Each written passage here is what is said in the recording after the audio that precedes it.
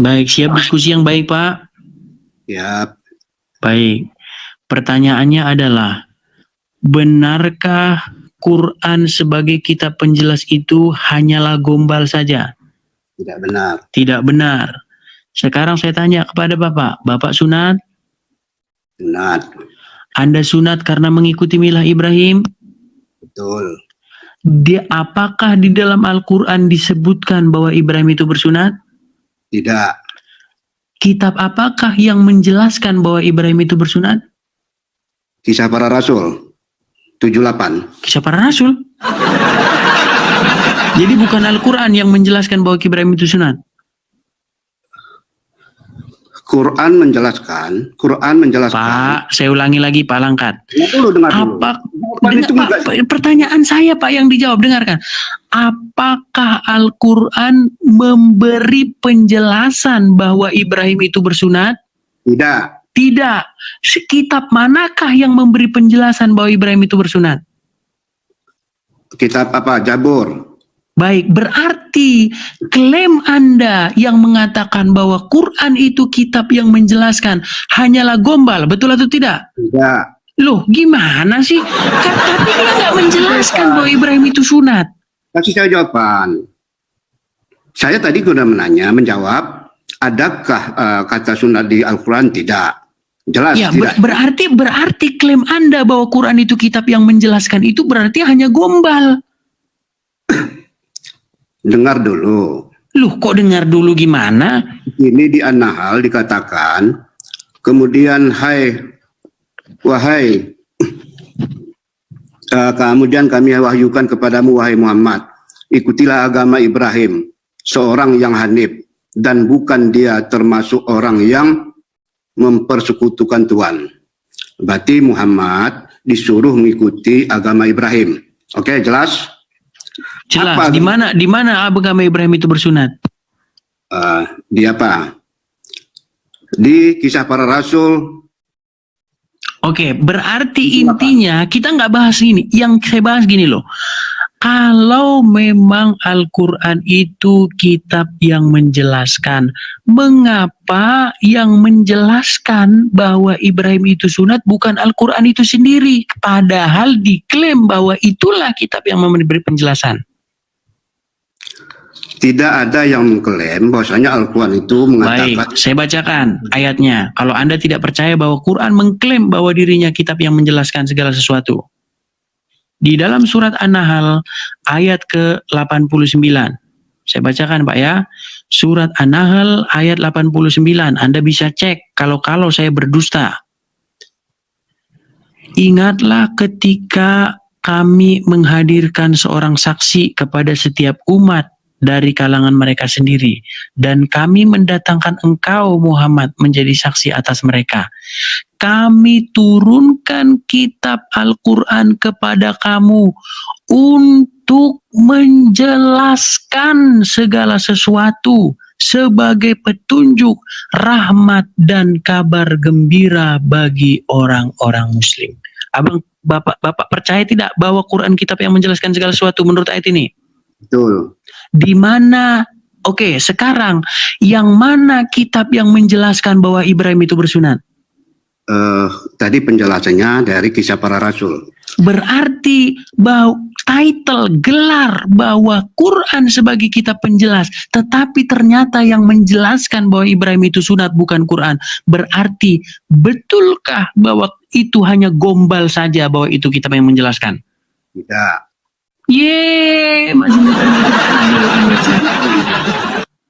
Tidak gombal tapi nggak menjelaskan, gimana sih? Jadi begini. Kok jadi begini apa ya? Kan katanya menjelaskan tapi nggak menjelaskan. Yang menjelaskan malah kitab yang lain.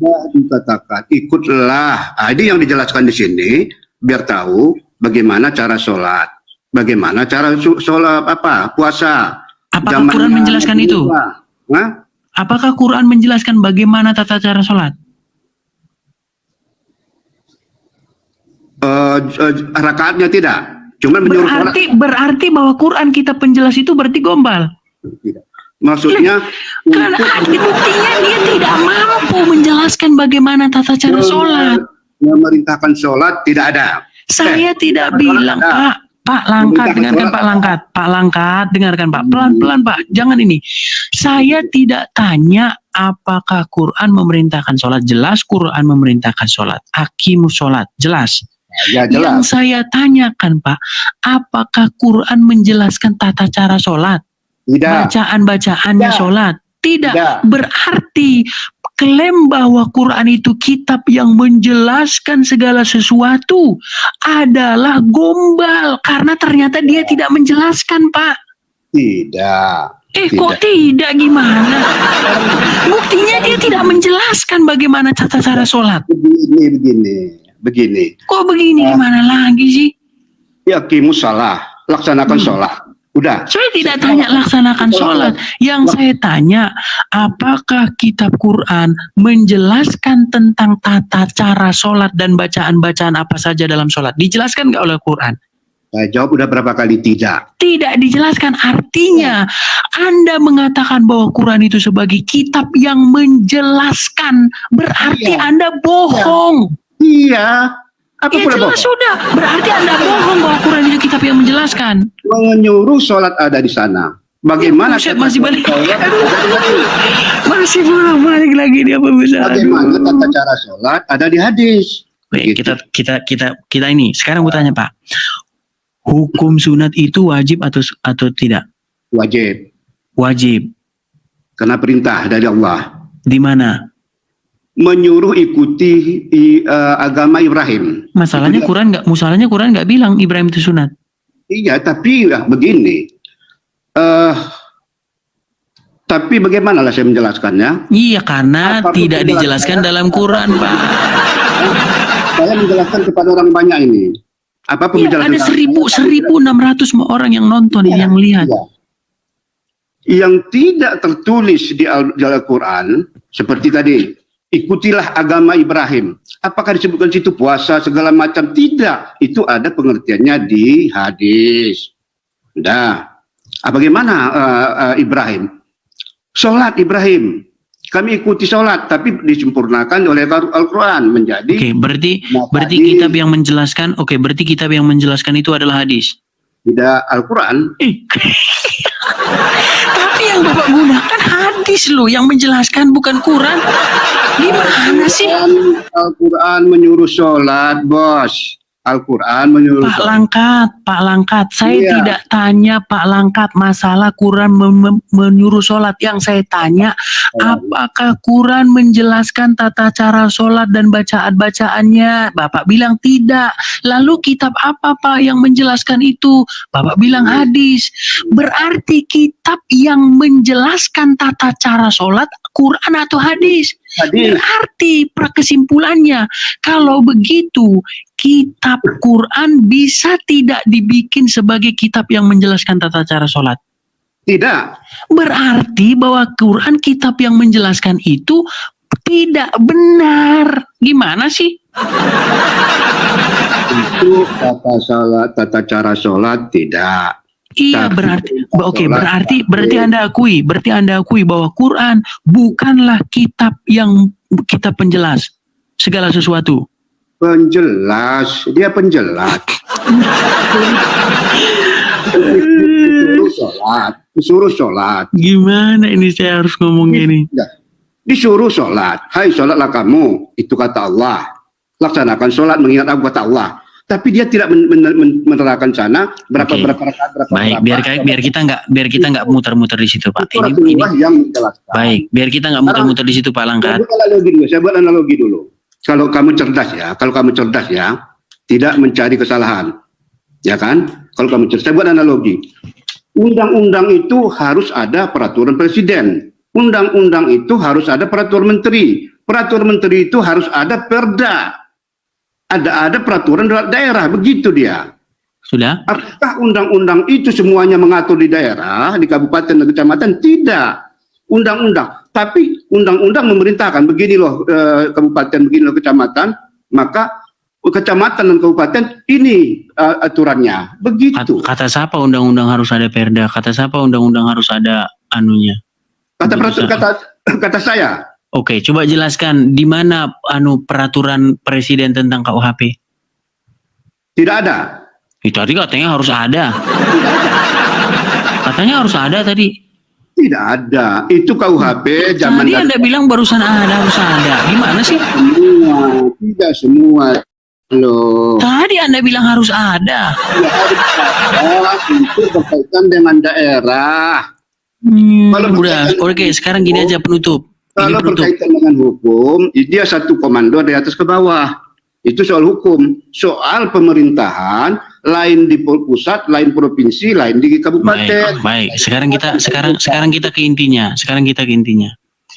Jadi menurut Pak Langkat, kalau ada seorang Muslim, dia hanya berpedoman kepada Quran saja, apakah dia akan tersesat? Bisa tersesat. Berarti menurut Anda Quran itu kitab yang menyesatkan? Tidak. No, kan? Ini gimana ini? Saya ulangi pelan-pelan. Jikalau ada seorang Muslim di dalam hal beragama, dia hanya berpedoman kepada kitab Allah, kitab yang diturunkan oleh Allah yaitu Al-Quran. Apakah dia akan tersesat jika dia berpedoman kepada Quran? Dia tersesat. Dia tersesat. Artinya menurut Anda, kitab yang dari Allah itu akan menyesatkan dia? Tidak. Dia yang Ini gimana ini seorang pola pikirnya? Aduh, pusing saya ngomongnya. Ini kayaknya kita harus jungkir balik ngomong sama Pak Langkat ini, teman-teman. Harus jungkir balik kita ngomong sama dia ini. Pakai ilmu ya. Pakai akal ya. Ya. Pakai ilmu. Jadi begini. Anda sudah bilang bahwasanya jika mengikuti Quran saja akan sesat. Iya. Berarti menurut Anda kitab Al-Quran itu menyesatkan? Tidak. Loh, kok tidak menyesatkan? Buktinya Anda bilang kalau dia hanya berpedoman kepada Quran akan sesat. Karena dia tidak mau mengikuti apa kata Al-Quran. Al-Quran memberitakan. Apa? Al-Quran. Apa kata Quran? Hah? Apa kata Quran? Al-Quran dan hadis. Mana? Di mana dalam Al-Quran? Oke, baik. Tunjukkan. Baik. Tunjukkan ayat di dalam Quran yang memerintahkan umat Islam untuk percaya kepada hadis Bukhari dan hadis Muslim. Tunjukkan. Tidak ada. Ya terus kenapa Anda fitnah? Kenapa Anda fitnah Quran bahwa Quran menyuruh orang percaya kepada kitab Sahih Bukhari dan Sahih Muslim? Begini. Iya, Anda itu sudah termakan dogma, Pak Langkat. Anda itu sudah termakan dogma-dogma dan pendapat-pendapat umum. Saya, Pak Langkat, dengarkan Pak Langkat, 13 tahun lamanya saya Angken kau. lari kan? Lari ke on cam. Mau menutupi layar ini? Tidak. Layar Sudah, Pak Langkat. Dengarkan Pak Langkat. Anda mengatakan bahwa jika orang membaca Quran, Al-Quran memerintahkan untuk percaya hadis, betul? Betul tidak? Apa nih? Coba dulu. Tadi kan saya bilang, Pak, kalau seorang Muslim berpedoman kepada Quran sahaja, hanya Quran, dia akan tersesat menurut Anda, betul? Karena pilihannya tersesat. Karena iya, artinya jika Quran saja yang dibaca, jika Quran saja yang dijadikan pedoman oleh dia, menurut Anda dia akan tersesat, betul? Tidak. Sekarang diralat. Sama dia, teman-teman. Tadi dia bilang katanya sesat, sekarang diralat sama dia. Aduh. Salah dengar. Ini kan bertanya sama yang tanya beda itu dah. Bukan beda. Tadi saya bilang loh, Pak. Dengarkan. Makanya saya ulangi pelan-pelan. Jadi orang Anda jawabnya berpenuh nafsu. Dengarkan. Beda kali kelas kita. Ini. Iya beda kali. Bapak baru lulus SD. Diralat sama dia. Begini. Kan kita jelaskan. Kita menjelaskan. Bisa kita menjelaskan. Bisa, silakan. Kalau kira-kira kita bisa menjelaskan, saya jelaskan. Kalau tidak, oke, turunkan saya. Jelaskan, silakan. Oke, jelaskan. Apa kata Rasulullah pada waktu itu? Kutinggalan kepada kamu ada Quran dan hadis. Apabila kamu mengikuti Al-Quran dan hadis, kamu selamat. Artinya. Jadi Muhammad bilang bahwasanya dia meninggalkan hadis Bukhari dan hadis Muslim. Al-Quran dan hadis sebagai pedoman hidup. Waktu Muhammad ngomong gitu ada hadisnya? Ada itu. Cerjangkan hadis itu dibikin setelah Muhammad meninggal. Aduh, ini orang gimana sih ini orang ini? Yang bikin kitab Sahih Muslim, Sahih Bukhari itu ratusan tahun, hampir 300 tahun umurnya setelah Muhammad. Ketemu Muhammad aja dia enggak. Tidak sampai. Jadi begini. Enggak, bagaimana mungkin Muhammad ngomong, bagaimana mungkin Muhammad ngomong, ku tinggalkan kepadamu Quran dan hadis, sementara Quran dibukukannya setelah Muhammad meninggal, hadis dibukukannya setelah Muhammad meninggal. Aduh. Bagaimana omongan itu bisa dicerna dengan akal? Bagaimana? Dengarkan, Palangkat, dengarkan. Mustahil, dengarkan. Sebentar lu. Mustahil Muhammad bilang, ku tinggalkan padamu Al-Quran dan hadis, sementara Al-Quran disusun oleh Utsman bin Affan setelah Muhammad meninggal. Sementara hadis disusun oleh Bukhari hampir 300 tahun setelah Muhammad meninggal. Kok bisa-bisanya Muhammad sudah ngomong, ku tinggalkan padamu Quran dan hadis? Mikir, Palangkat, mikir. Betul mikir. Rasulullah SAW itu orangnya cerdas sekali, cerdas sedunia, paling cerdas di dunia. Udah. Jadi yang disampaikannya itu belum terjadi, dan jangan disalahkan yang dibilang tadi sampai 300 tahun hadis itu tidak, lebih kurang 100 tahun. Makanya disebut situ telah diceritakan Sipolan bin Sipolan, Sipolan bin Sipolan, begitu makanya jelas. Begitu dia. Makanya runutannya tuh ada. Jadi begitu, ya. Runutannya tuh ada. Jadi kalau kami kita pedoman begini ya, Al-Quran inilah pedoman kami. Kemudian di situ ada katakan, perintahkan kalian harus bersolat, dan harus berzikir kepadaku. Kan begitu, dan harus menanamkan zakat. Apakah diterangkan itu zakatnya 2% setengah kebagikan ke anak yatim? Iya, justru itu. Di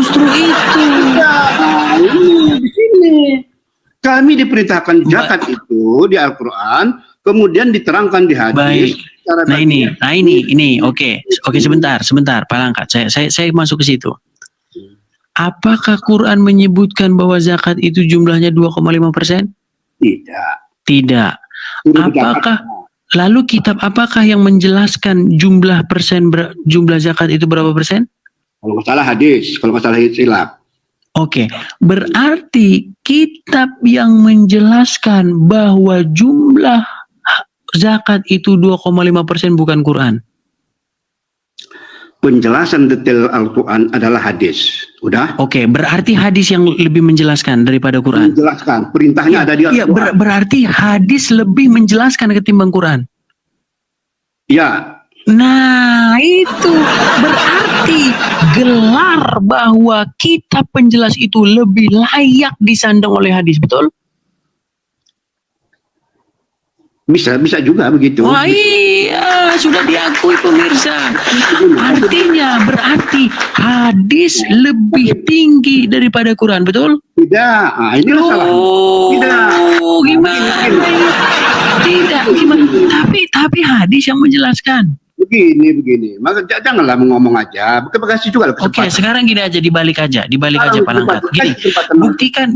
Buktikan bahwa Quran menjelaskan hadis atau hadis menjelaskan Quran. Hadis menjelaskan Al-Quran. Oke, berarti lebih tinggi mana? Yang menjelaskan atau yang dijelaskan? Yang dijelaskan yang lebih tinggi. Yang dijelaskan yang dijelaskan yang lebih tinggi katanya pemirsa. Aduh. Undang-undang dan peraturan presiden lebih tinggi perundang-undang. Undang-undang nggak nyambung ini. Yang menjelaskan, saya bilang yang dengarkan, yang menjelaskan suatu perkara, lebih detail itu hadis atau Quran. sebagai perintah dan perintah. Saya ulangi Pak, saya ulangi. Yang menjelaskan, yang ngamuk dia. Emosi dia. Dengarkan, Anda masalahnya berkelit, jangan berkelit. Yang saya tanya adalah, Kau bukan malaikat kau. yang saya tanya Kau bukan malaikat adalah, kau. saya host di sini. Saya host di sini. Kalau host patuhi host, dengarkan. Yang saya tanyakan adalah, saya patuhi aturan kamu, tapi bukan kata-kata kamu saya patuhi. Yang saya tanyakan begini, Palangkat dengarkan. Yang saya tanyakan adalah, dengarkan. Yang saya tanyakan adalah kitab yang lebih menjelaskan, A. Al-Quran atau B. Hadis? Hadis. Baik, berarti gelar bahwa kitab penjelas itu lebih layak disandang oleh hadis daripada Al-Quran, betul? Tidak. Tadi bilang iya, sekarang tidak. Balik lagi dia. Balik lagi dia. Saya belum pernah menjawab dari tadi loh. Saya belum pernah menjawab. Anda jawabannya ganti-ganti terus kok, gimana mau jawab? Coba kita ambil salah satu contoh. Perintah sholat itu dan bayar zakat itu ada di Al-Quran. Bagaimana tata cara sholat, bagaimana tata cara bayar zakat ada di hadis. Begitu. Oke, berarti hadis lebih rinci daripada Quran. Iya, tapi perintah itu dari Al-Quran ya. Iya, berarti hadis lebih menjelaskan ketimbang Al-Quran. Ada yang ada penjelasan itu ada dia. Ada berarti ayat surat An-Nahl ayat 89.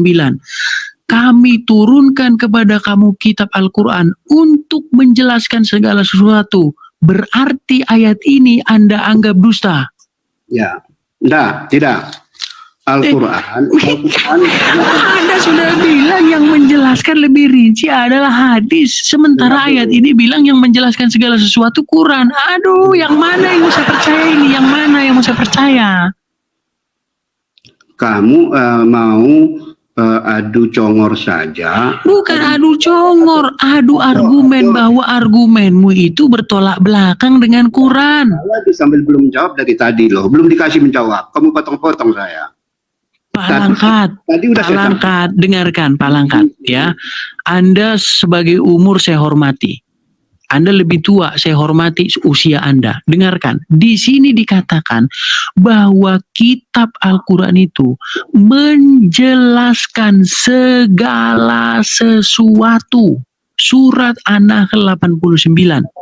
Segala sesuatu dijelaskan oleh Quran.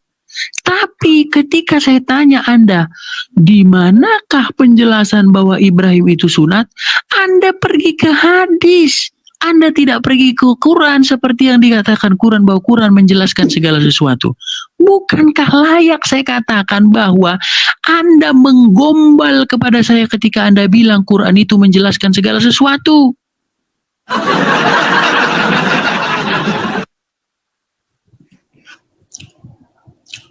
Terdiam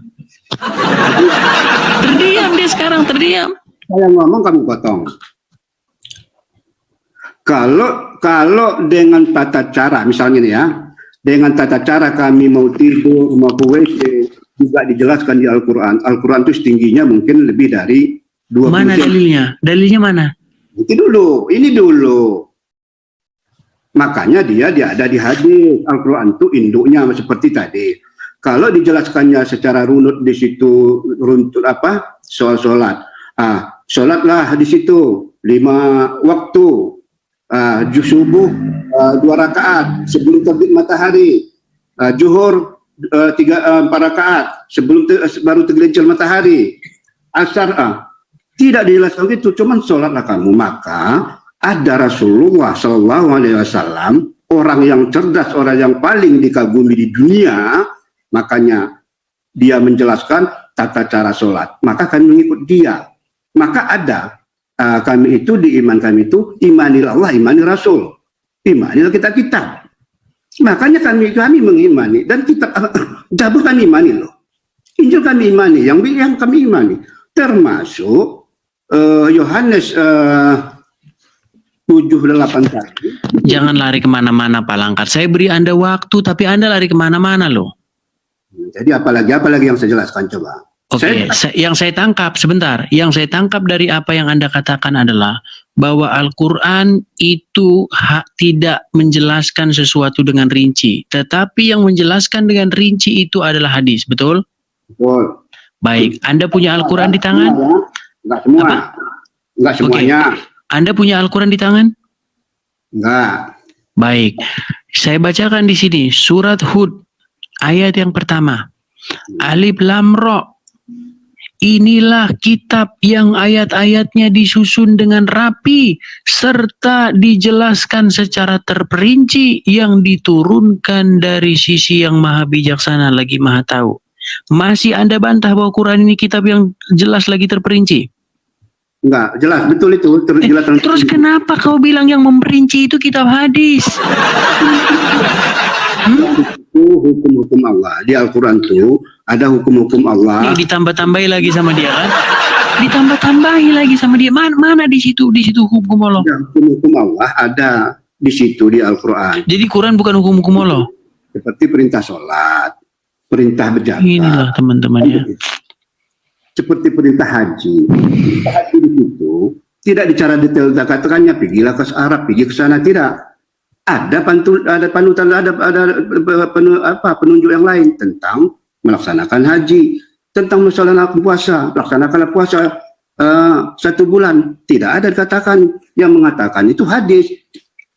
Iya berarti Pak Langkat, intinya Pak Langkat kita sudah sepakat Pak bahwa Quran itu kitab yang menjelaskan segala sesuatu itu. Anda bilang begitu sama saya itu Anda menggombal. Kenapa saya katakan Anda menggombal? Karena ternyata Anda menggunakan hadis untuk menjelaskan, bukan Quran. Iya, menggunakan hadis, ya betul, menggunakan hadis. Iya, berarti kalau Anda bilang bahwa Quran inilah yang menjelaskan, berarti Anda menggombal kepada saya. Hadis itu merujuk hukum-hukumnya ke Al-Quran. Hadis itu tidak muncul begitu saja. Dengan adanya Al-Quran, maka ada. Baik, kita tes ya. Baik, menurut Al-Quran siapa yang mengetahui hari kiamat? Enggak ada yang tahu, hanya Allah. Oke, di dalam hadis tahu nggak bahwa Muhammad berkata bahwa kiamat akan terjadi hari Jumat? Belum tentu sahih. Nah ini kan langsung dibilang. Barusan tadi Anda bilang bahwa semua yang tertulis di hadis itu menjelaskan apa yang ada di Quran. Sekarang saya tunjuk kiamat hari Jumat itu nggak sahih. Apa sih kita ini? Kita ngapain sih?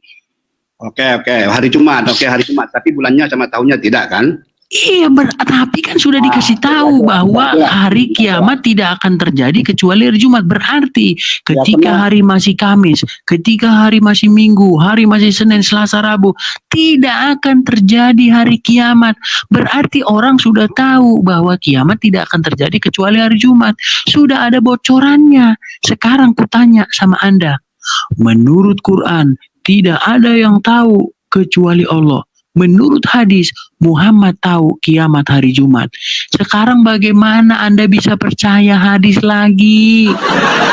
Satu sisi Anda bilang hadis itu palsu, satu sisi Anda bilang harus percaya hadis. Kami capek, yang mana yang mau dipercaya ini? Tanggal dan detiknya tidak dijelaskan oleh Rasulullah. Kata Allah Subhanahu wa taala di situ mengenai kiamat, orang meninggal itu hanya dia yang tahu. Terus Muhammad kok tahu hari Jumat? Harinya itu cuma dia tahu mungkin. Tahu dari mana Muhammad? Tahu dari mana Muhammad kalau itu hari Jumat? Wallahu a'lam bishawab. Tadi saya tidak baca ke sana. Anda nggak percaya dengan Quran? Jadi saya tidak tahu. Saya kasih tahu. Oke. Muhammad bilang bahwa kiamat hari Jumat itu dia ngarang atau dari wahyu? Belum dapat saya pelajari. Saya pasti kami Islam tidak bisa menjawab asal-asalan menjawab begitu ya. Ini dia. Enggak, Anda seharusnya dengarkan, saya bacakan.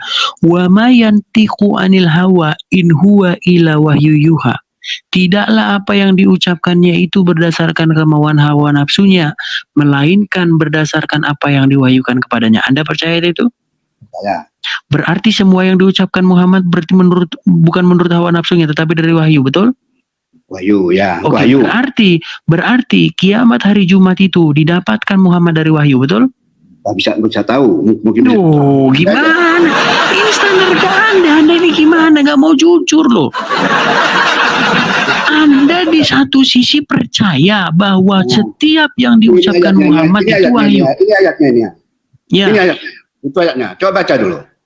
nggak kelihatan. Itu ayatnya. Coba baca dulu. Nggak kelihatan. Nggak kelihatan kok, nggak kelihatan. Ya memang nggak kelihatan kok, gimana? Itu Saya nggak ayatnya. bisa ngelihat. Teman-teman bisa baca nggak itu? Coba baca. Baca aja, coba baca aja di situ. Saya bacakan. Hmm. Maka kata Yesus kepada mereka. Lari kemana-mana ini. Lari kemana-mana ini. Udah. Oh, bahas apa yang ditanya? Apa lari kemana? Yang ditanya apa, kau jawab apa? Aduh.